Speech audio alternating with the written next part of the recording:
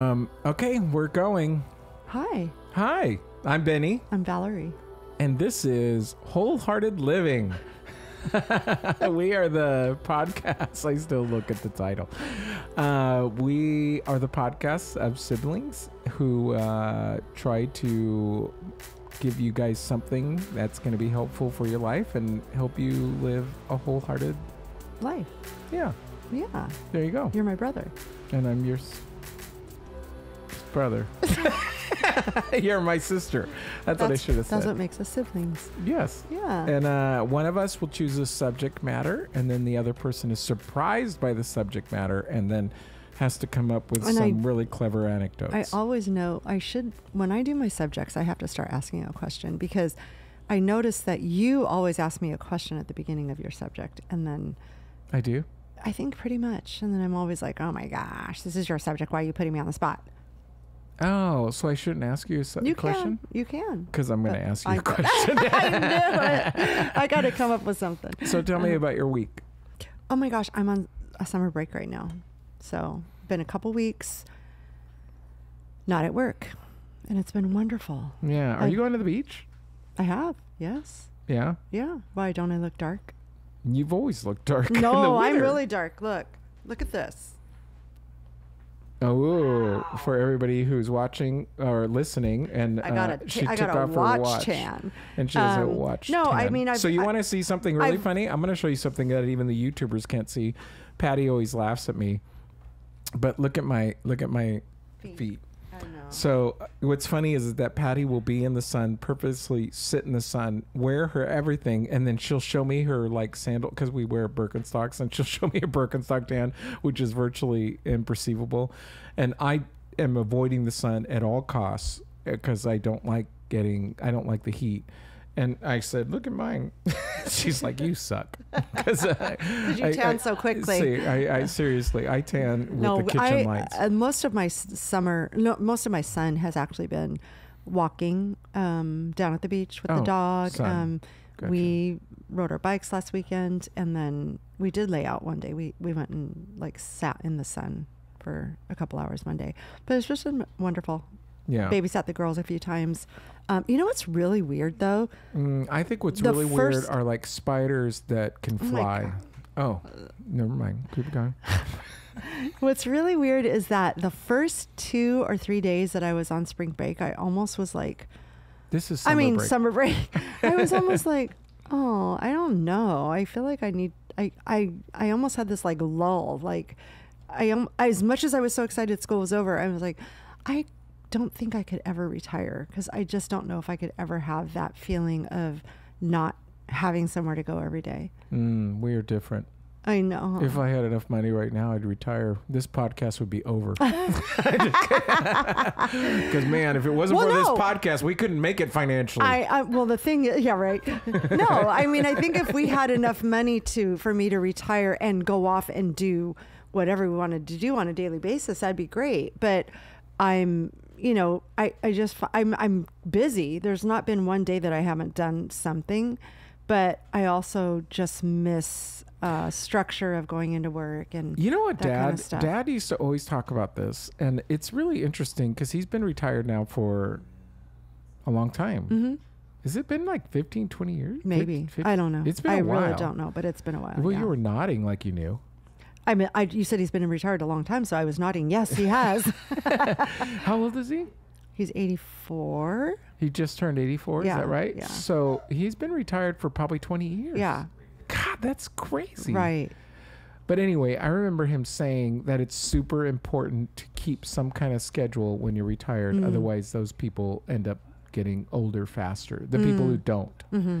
And it's interesting because with church for him and everything that he does. He's constantly busy, yeah. He's very busy, and he looks, he's starting to look his age. It's kind of... Well, they're he's older. 84. Yeah. It's hard, it's harder for him to walk. It's weird because I look at him and he's like my dad, but then if I see him out of context, like, because sometimes I'll see him like walk by my school or he'll ride his bike, And I will see him and I'm like, oh my gosh, there's dad. But I'm like, oh my gosh, there's a little man, you know, it's, exactly. Yeah. It's just a weird thing to see him. I mean, I can't remember when it was that he was walking and I thought, oh, he just looks like he's, you know, he just looks older. He just go older. That's not to say that he looks bad for 84. He's 84.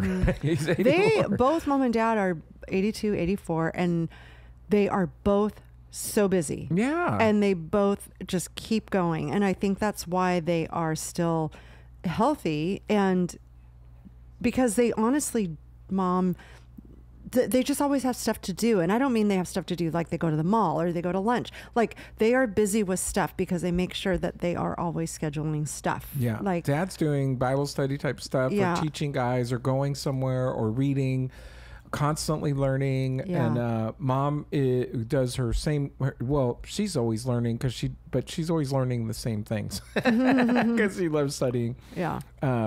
But she's done Bible studies too. She's done a bunch of stuff. And so just keeping busy with things that are very intentional. Walking, I think walks twice a day at least. And dad rides his bike, which actually makes me nervous nowadays. I know. I told him he should start walking. I actually told him if he's going to ride a bike, get a stationary bike at home. Well, I told him because he said, well, my knee hurts. And I'm like, well, get a treadmill. You know, get something that's a little better on your knee. Right. And that's what I was saying is just you need to, and then for sure he should be wearing a helmet. Why in the world is he not wearing a helmet? I know it looks ridiculous. Well, he rides really slow. I think if he fell, he'd just be like, but he's a big man. No, I know. And he's gonna fall, you know. Yeah. Speaking of that, gosh, we're not a political podcast. I'm gonna move on. But I'm thinking debacle? I'm thinking yes. Oh my gosh. No. But anyway, so summer break has been great. It's my second week. Well, I just finished my second week, so it's been good and I'm loving it.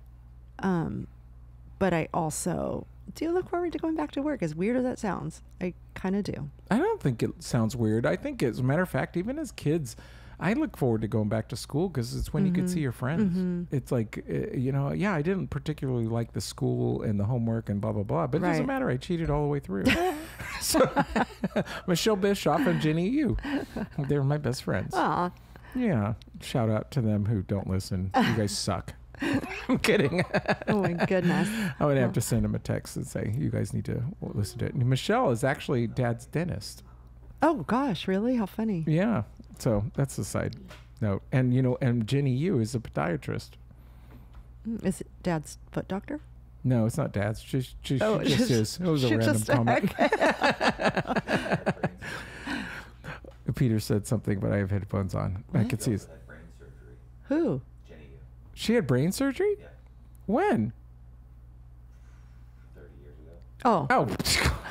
Call the cops. I thought he was going to say 3 weeks ago. Yeah, but she's okay. Yeah. She's a podiatrist. Yeah, she's 30 years ago, and she is a pod. So Peter said that Jenny, you had brain surgery 30 years ago. Well, getting back to being retired, if I were to retire, I would also be that person to keep myself busy because You're gonna do Bible studies? No, I'm just going to keep busy. I'm going to keep busy. I'm going to, you know, I know that I'll get myself to the gym every day. I'm just like, I guess what I'm trying to say is I couldn't wait for there to be downtime from not work. And so I was like, oh, it's so nice to just have nothing to do. But then I'm like, no, I got to start scheduling stuff to do because I don't like this much downtime. Yeah. I'm not. No, I will say I do. Well, we obviously have been on vacation and now I'm at work. And so it's, and so as much as I do like not doing things, I find things to do. Yeah. I constantly am finding things to do. Yeah. Yeah. So it's weird because Patty's dad used to drive me crazy because he was always, well, drive me crazy is too strong a word, but he was always doing something and I'm like, chill. Yeah. But now I get it. Yeah. Because it's like if you're not doing something and you're just sitting around, it's like it really can get monotonous. For your sure. life. Yeah. So, yeah. Bless you. Gazoon type. I'm saying that to myself. That's odd. So, like you mentioned, I'm going to ask you a question. Okay, I'm excited. I actually Googled this because I was curious because I thought I want to talk about something that people are interested in. Mm-hmm. So what I did was I asked Google, what is the most Googled mental health issue that people are dealing with right now? And so I'm asking you, what did Google answer? The most mental health issue. That was Googled. Oh, that was Googled. I don't know that, but I don't know any of that. I'm just going to guess and say depression. Depression was one of them, but there was Okay. another one that I'm going to focus on. Anxiety. Yes. Woo! I win! Iggy right now is buying new equipment for the... Sorry. And Trinity woke up. Sorry. Okay. Yes, anxiety is the... I win.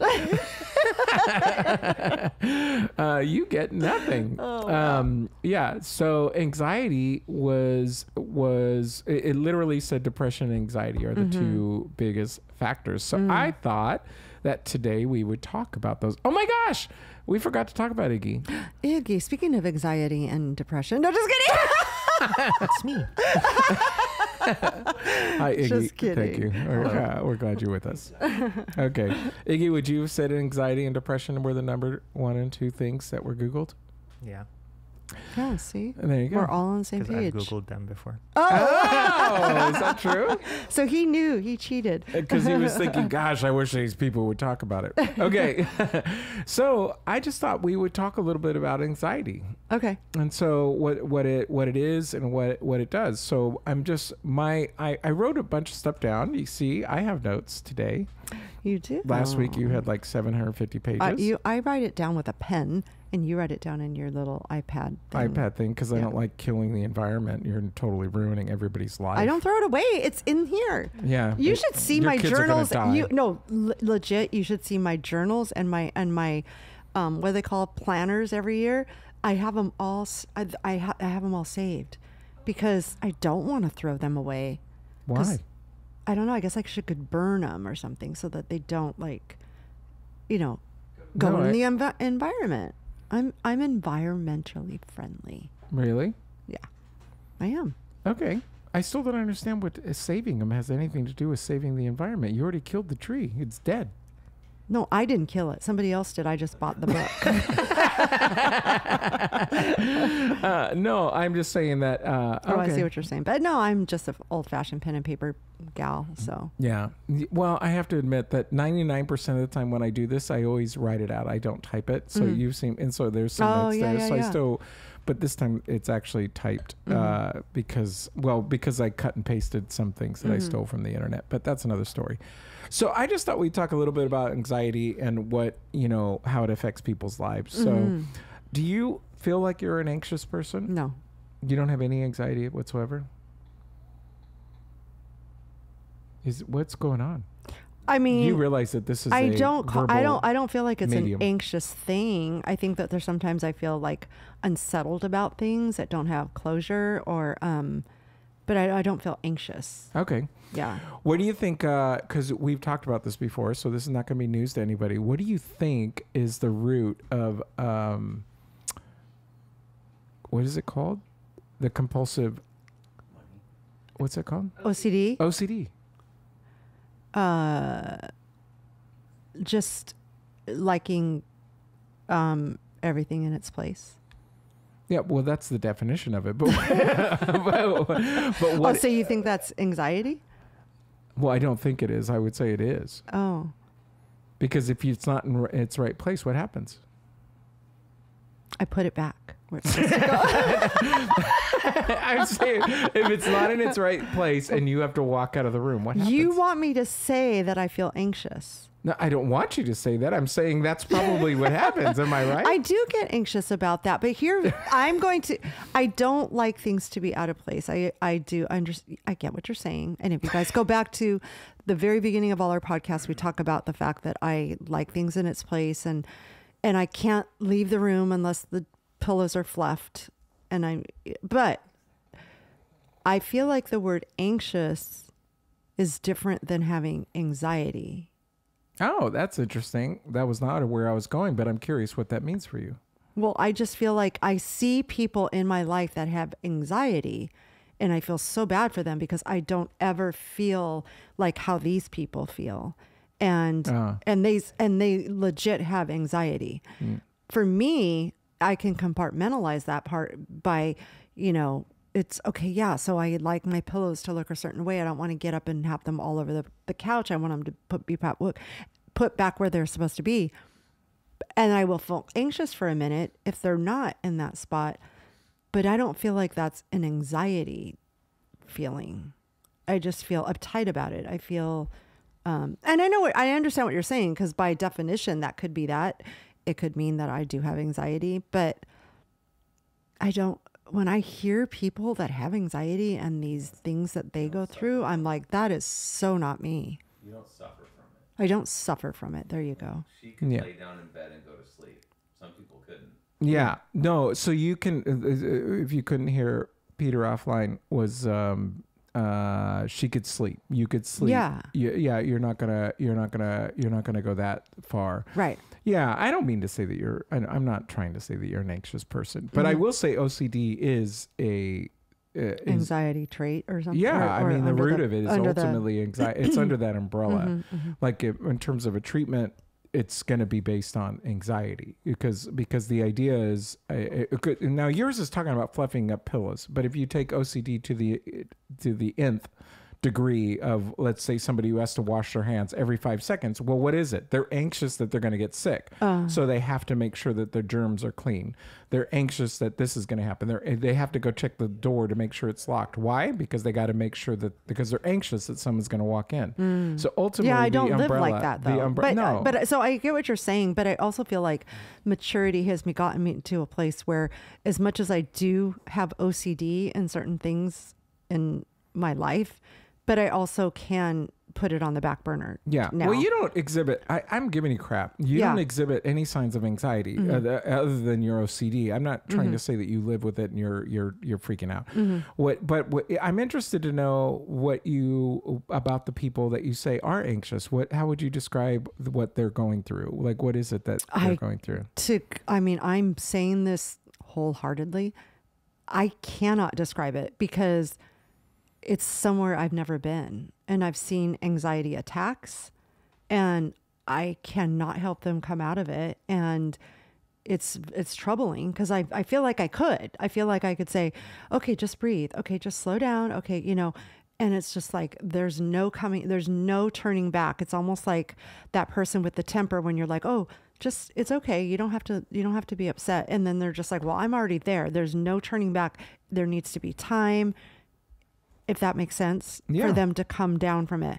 So when you're asking me that, like, what are they thinking? I don't know. I cannot relate to that feeling at all. Yeah. Well, when I look up the definition of anxiety, it says a feeling of worry, nervousness, or unease, typically about an imminent event or something with an uncertain outcome.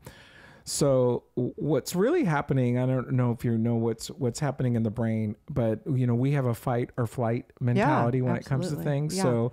So what typically happens with an anxious person is literally these chemicals flood your brain, and then they have to find their place. And if we don't have enough of the fighting chemical, like the chemical that's going to contradict or counteract that particular thing, then we act like everything is a bear. You know what I mean? So you got this bear that's going to kill you right now, and everything becomes a bear. So it doesn't matter what it is. It could be, last week you talked about perception and how you perceive things. And so for some people, like when they don't do well on a test, it's like, oh my gosh, it's not just what the perception, but for them, there's an anxiety that comes about because they're thinking, oh my gosh, this ruins my entire career. My whole life is over. Everything's da da da. Yeah. And so they kind of like totally freak out. And so I think at some level, probably everybody experiences a level of anxiety. You know what I mean? In terms of work, you have a project coming up, or you have I have friends that are constantly, their work requires them to prepare a project, implement the project, and then see the project through. And they experience what I would call normal anxiety. See, that's why I said earlier that I feel like there's like anxiety as a issue, and then there's people that could be anxious about things. Yeah. And that's why I feel like, I know it's the same word, but I feel like it can be. Yeah. No, I mean, I think someone that suffers from anxiety doesn't. Our family has a history of anxiety. I know. You're totally, I'm assuming you're aware of that. Oh, 100%. Yeah. Because I'll never forget hearing about grandma who smoked for 100 years, that she learned, correct me if I'm wrong, but she learned how to smoke from her mom. Mm-hmm. Because whenever her mom was anxious, she smoked. Mm-hmm. And then she wanted her daughter, our grandma, to stay up with her. So she taught her to smoke. Right. So she would stay up. Mm-hmm. And then grandma started to smoke whenever she was anxious, which Mm-hmm. basically meant she never stopped smoking. She smoked in her sleep practically. I mean, is that... She did smoke a lot, yeah. She smoked a lot. But then talk about the anxiety part of it, because she was a very anxious person, but as soon as the doctor told her, you need to stop or you will die, she stopped. Yeah. Like legit just stopped. Never I know. picked It's up so another bizarre cigarette. whenever people talk about nicotine addiction, Yeah. which is not fake. That's a real thing. No. Yeah. But it's amazing because she just quit. Mm-hmm. She cold turkey quit. A Yeah. woman who had been smoking for 60 years or whatever it Well, was. yeah, I think she stopped at 50, 60 years. She started smoking at 12, I think. Yeah, And I think then, so. Yeah. It was 12 years old. Yeah.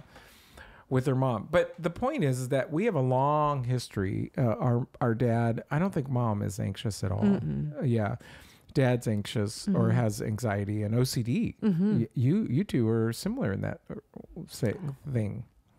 In OCD. Yeah, but I mean, Dad takes it like you A different mentioned. level. Yeah. And if there were Yeah. levels, he's in a very different Yeah. level. I don't know if Stephanie would be considered anxious. Would you consider Stephanie anxious? Mm-hmm. Yes. People are saying yes. Yeah. Yeah, I think on certain things for sure.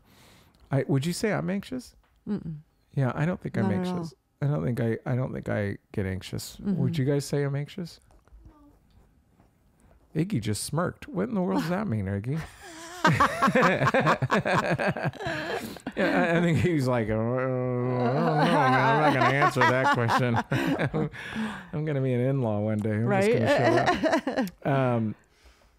Well, the thing is that I think a lot of people, since this was Googled and since everybody and their mother deals with it, so I guess I have a bunch of things here, but I really don't want to just read off a list of things that people could do. I'm curious, what do you do when, if, and when you feel like, because even though I'm not an anxious person, I definitely feel anxious at times, and then I have to do things to counteract it. Like I literally, there are things that I do that will make it so that I'm not going to be anxious.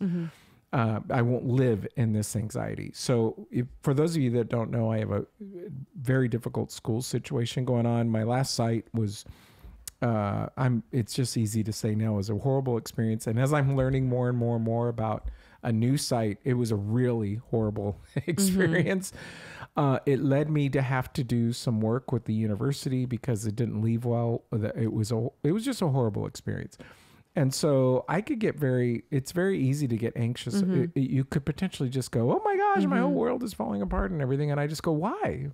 I don't know why. I don't freak out. As a matter of fact, there are times when people have said to me, why aren't you more upset? And I'm like, well, how would that serve me? That's my question. Would that make this better? Right. Is that going to make this Yeah. situation Yeah. like be, all of a sudden resolve it? How? Yeah, I guess that's a different, that's a very good attitude. And I can take that attitude with certain things. Like, there's not much we can do about this. So we're just going to, let it unfold how it unfolds. And, but when you bring in the OCD part of it, if you're asking how I would address that, I have to talk myself through it. Yeah. Because even just like, I know we've had this conversation many times on this podcast, but like if we're leaving and there's like a couple dishes in the sink and I start to do it and Peter's like, let's just go, we'll do it afterwards. I go, no, I'm going to do it. I just don't want to walk in and see it, and there's been times that we have left with it because it's like, okay, we are running late, just leave it. We'll do it later. And then, so I'm talking to myself as we're walking out the door, like, okay, it's okay. It's okay. Who's going to walk in and see it? It's not that big of a deal. I don't want to see it when I walk in, but I'm going to put it away right when I get, and I'm legit just talking myself through it. Yeah. And then but do you think about it when you're actually out with him? No. Yeah. No. See, that's where you're like, if there's levels of OCD, you're Yeah. at level 1. Yeah. Because you have certain things that you want to have in place. I mean, I have certain things. I'm the kind of a guy that if you give me a task, I have to put it in my app that says this is what I have to do because I don't like it in my head. Yeah. And then I'm so stupid that even after I've completed it, I write it down and I put a check mark by it. I did do it. that too. 'Cause I'm it's so like- excited to see all my check marks. Yes, I can say I did it. Yeah. So I have to be able to do certain things. And if I don't do certain things a certain way, then the next thing you know, I feel like I didn't do it right. And I'm not sure that I mean, I guess it is a level of OCD or whatever, but you definitely don't even remotely come across anxious. I guess what I wanted to talk about is all the folks that are out there that deal with anxiety and what in the world you can do with it. One of the things that I hesitate to bring this up because I think people think, golly, do they ever stop talking about this? Which we didn't talk about this last week at all. So this is good. But one of the greatest things you could ever do if you're an anxious person is exercise. Because of what it does for your brain. Not even what it does for you physically, which is also really good. But what it does for your brain is it creates serotonin, which is one of the things that's going to fight off the anxiety. And so that's a huge thing that can take place. It's not just serotonin, it's also what?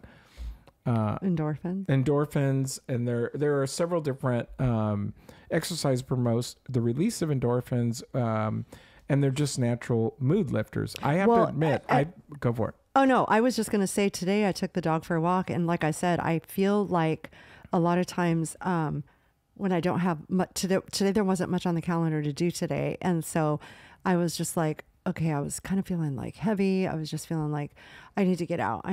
Let's go take the dog for the walk. Well, as soon as I got outside and the sunshine was in my face and I felt the fresh air and I was walking, I immediately felt better. Like there was just definitely a mood lift. And so many things happen with exercise, right? Because one of the things, as I just mentioned, is endorphins. You get endorphins. The second thing is usually we feel good about ourselves because most of us don't really, I mean, once you get in the habit of working out, it's really hard to get out of the habit. Yeah. I can't imagine not working out. It's really, I honestly feel like I miss something. Like I can't, it's like breathing. It's like if I don't breathe, you die. Right. Well, if I don't work out, for me, I feel like I've missed something. Yeah. It's a bad thing for me.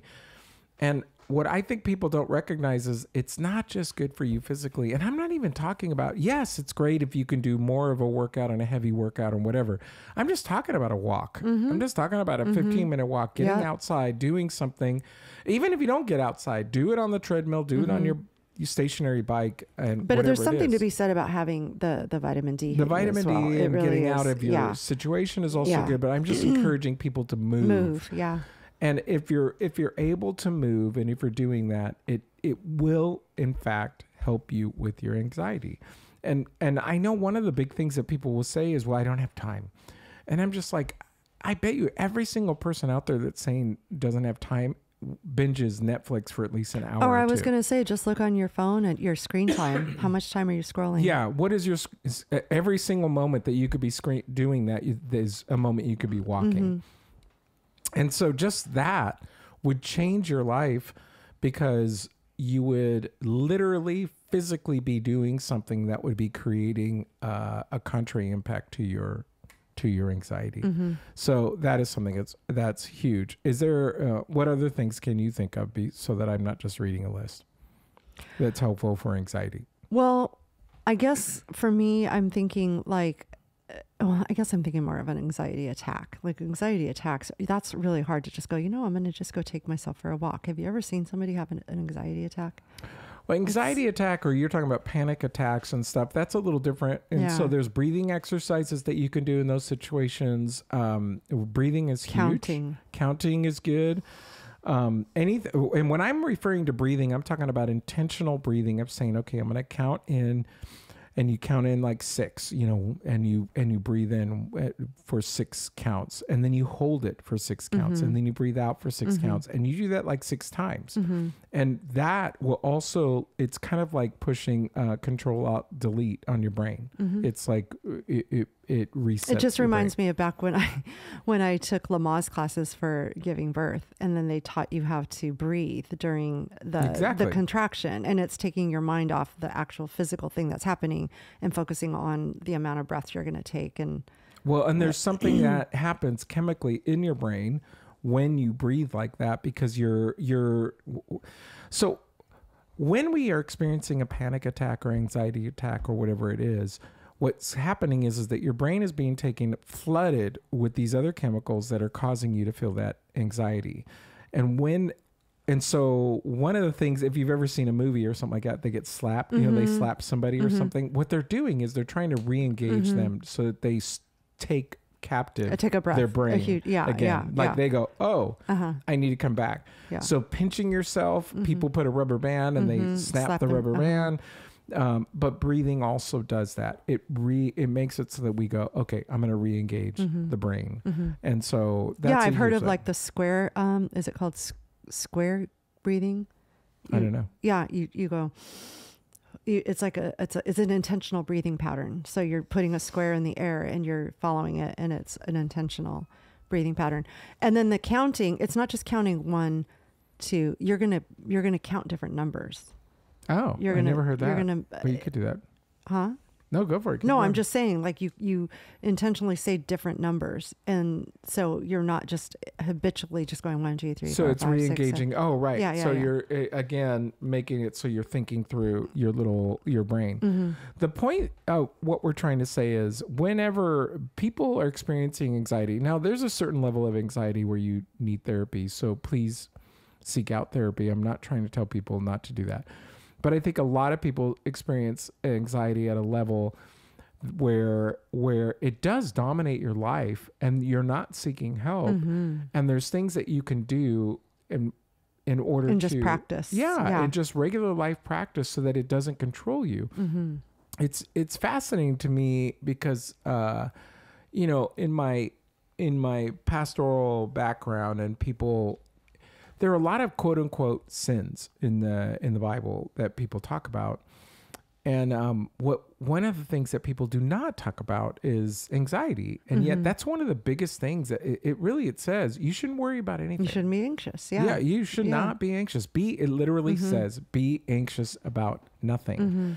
And so what's fascinating about it is that we can, for whatever reason, we've made it acceptable and permissible to be anxious at times. It's like, oh, it's so sad that you're dealing with this. But the way it's described is really to say, you can have control over this. You do not, you can have, I'm going to use this word, dominion over that. You don't have to live like that. And now, like I said, some people need some professional help because you've been living like that for a really long time.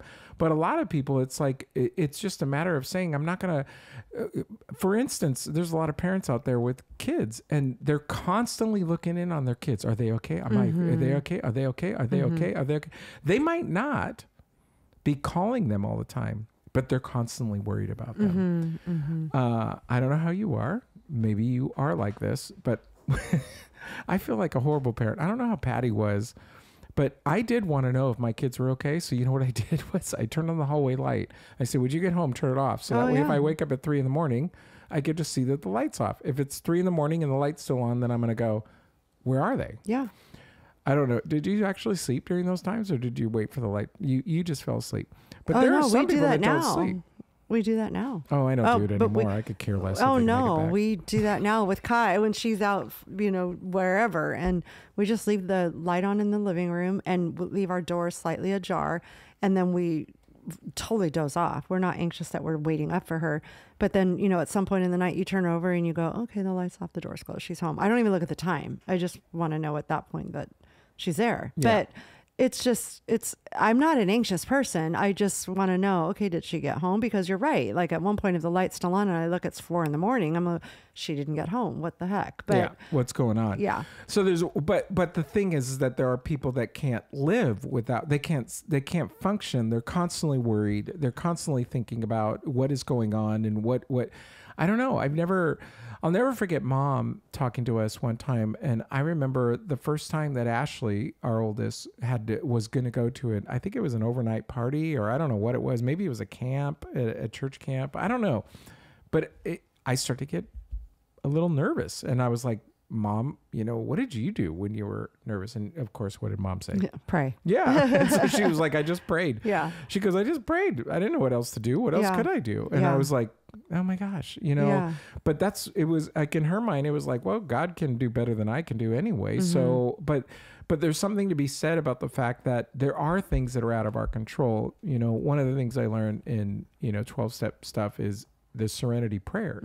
God grant me the serenity to accept the things that I cannot change, the courage to change the things that I can, and the wisdom to know the difference. Yeah. And so for a lot of people, there is no wisdom to know the difference, and they're still trying to control everything, including when their kids get home, their adult kids, or what kind of job they're going to get, or what school they're going to go to, or what grades they're going to get, or what, every single little thing. And that's where we all of a sudden it gets overwhelming, and it can actually ruin your peace. It could ruin everything about your life. So for sure. There are just a few things that I'll quickly say. So one of the things we already talked about was breathing. We talked about physical activity. I'm going to talk about just healthy eating. Honestly, if we're eating like crap, that's not good for your brain, which is where all this is taking. Too much alcohol consumption, inadequate sleep. That's huge. It blows my mind that I remember hearing things about people that said, I only need 4 hours sleep. I only need 5 hours sleep. And I'm like, it's like, no, you're lying. Yeah. You might think that that's true, right? But you're dying inside. Yeah. This is not healthy. Every human being needs 7 to 9 hours of sleep. Yeah. I will say for me, I schedule, I try to make it so I get 8 hours of sleep. So I wake up still very early, which means I go to bed early. But I usually can function on 7. But if I have like 5 days of 7, I end up taking a nap at one point or another. It's like, it's not enough. No, sleep is huge for so many things for health. And, but yeah, I could see how you could spiral if you're functioning on 4 hours of sleep a night. Yeah, it's not possible. And if you're out there saying, well, I can't even sleep for that long, well, then I'm going to go back to exercise, because I'm going to say, if you're working out more, and I just mean taking walks, being physical, that's going to be helpful for you to sleep better. The other thing I'm going to encourage you to do, which everybody, that we do the exact wrong thing. I've already told you this. No, what are you going to say? Well, you're not supposed to watch TV for like a half hour beforehand. You got to turn the screens off. Yeah, you're supposed to turn the screens off, meaning no TV, no phones, no computer, no nothing. And what Patty and I do, I do it more than Patty, I think, because I think she can just, when she's done, she's done. My brain wants to keep working. I start thinking about things, and the whole idea of the old days of counting sheep is to get you off of thinking. Right. So what I do is I watch a movie or a TV show that I've seen a gazillion times. Yeah. So you don't care. Because I don't care. I don't need to know. It can't be that funny or good, because if it's really, really good, then I'm just going to get re-engaged, even though I have seen it 1,000 times. But, so we watch Columbo. We watch Columbo. I've seen every Columbo for at least 20 times. Yeah. We put our TV on timer for an hour, and I would say 99% of the time, I'm asleep within 10 minutes of watching the show. So I don't even know why I have it on for an hour, but I'm asleep within like 45 seconds. Yeah. Like seriously. I have honestly woken up the next morning thinking, which Columbo did I watch? Yeah. Because I had no recollection. So we're not a good example of what you should do. No, but it's very true. To get a good quality night's sleep, you should be turning off all of the devices at least an hour before. And the whole idea is to disconnect your brain. Yeah. That's what you're trying to do, is disconnect your brain, which is why people fall asleep in front of the TV at times, because they're watching something that they're obviously not interested in, because if they were, they wouldn't fall asleep. Right. But they fall asleep. Why? Because they're disconnected. Well, and it's just the lighting too. We're in front of either a phone or a computer or the TV, and the blue light is so, blue light, right? Yeah.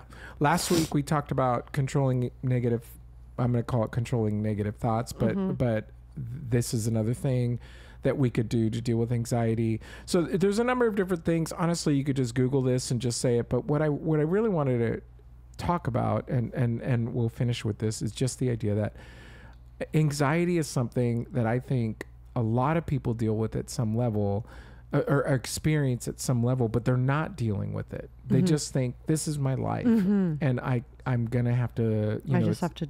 This is how I live. This is how I live. And I'm saying, no, you don't have to live that way. Yeah. And you shouldn't live that way. And there are things that you can do to counteract it. And if you do, you're going to have a more wholehearted life. Right. That's all there is to it. Right. So no, I agree with you. And I think that you're right, that it could be that you just do certain things at home for yourself, or maybe it's a problem and you need to seek some therapy. But either way, it's not something that you have to live with. You can definitely try to. There are things that you can do so you don't live like this forever. And even if it is that you're in therapy for a while to get help, there's probably other things that you're going to address. But the point is, don't just accept the fact that I'm an anxious person and I'm going to have to live like this for the rest of my life. Because it sends cortisol, and that's probably one of the reasons that you can't sleep good, because like you said, if your body's always in fight or flight, you're never going to relax enough to get yourself to get a good night's sleep, and then you wake up and start the whole process all over again. And it affects the people around you. It affects everybody. So so I want to encourage you to deal with those particular issues. So there you go. Sounds good. Thank you for listening, folks. Thank you, Iggy. You're nodding. Are you awake? Iggy's nodding on a verbal medium, and he's not in the camera. Oh, one day we have to put the camera on him. Well, there you go. Thank you, folks, for listening to Wholehearted Living. We are at wholehearted_living_podcast. On Instagram, we'd love for you to make a comment. We'd love for you to ask us any questions or address any particular topic. Yes, would love it. There you go. Alrighty, well, have yourself a good week, and I will chat with you soon. Soon. Bye. Ciao.